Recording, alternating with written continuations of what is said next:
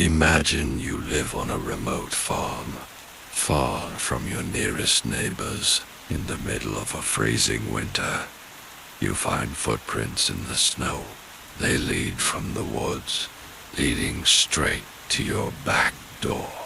You wait for someone to knock, but no one answers. You look around and realize one thing that makes your blood run cold. The footprints lead only toward the house. There are no tracks back toward the woods.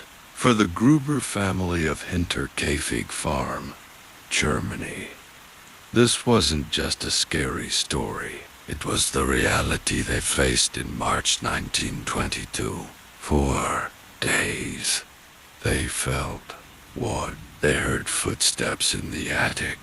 While everyone was sleeping, they mysteriously lost their house keys. Yet, they never left, and in the end, they realized they were never alone in the house. The Hinterkaifeck farm was home to 6 people.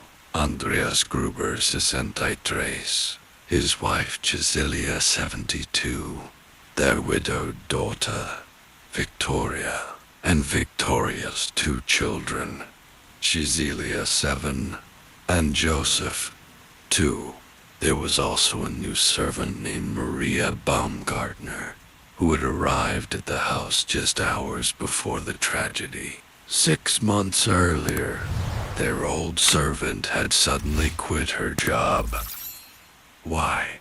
Because she was convinced the house was haunted. She had often heard crying and footsteps coming from the attic. Andreas Gruber, a man known for his severity and unfriendliness, initially laughed off his servant's fears, but near the end of March 1922, Andreas began telling his neighbors about a mysterious newspaper that had appeared on his porch, a newspaper he had never subscribed to. Then, there was a strange scratching on the barn door lock. Someone was trying to break in, or perhaps someone was already inside.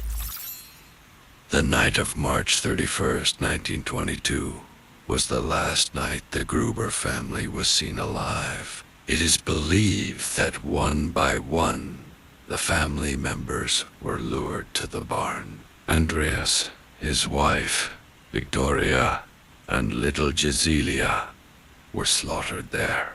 They were killed with a farm tula, matak, or a sharp pickaxe. After killing the 4 people in the barn, the killer walked into the house. Calmly, he went to the servants' room and killed Maria Finally, he went to the master bedroom and killed baby Joseph, who was sleeping in his cradle. No screams were heard by the neighbors. There was no significant resistance. Only the silence of winter enveloped the fields.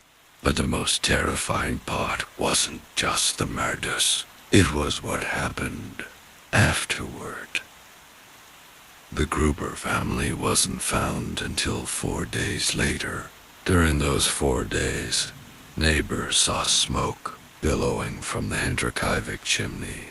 They saw the light of an oil lamp moving around the house. Even the family's guard dog was found tied up, and the cattle in the field had been fed and milked. This means the killer didn't flee immediately. He stayed there. He cooked in their kitchen, slept in their bed, and tended their livestock while the bodies of the 6 people he had slaughtered rotted just a few feet away. Police found the remains of a recently eaten meal on the kitchen table when they arrived on April 4th.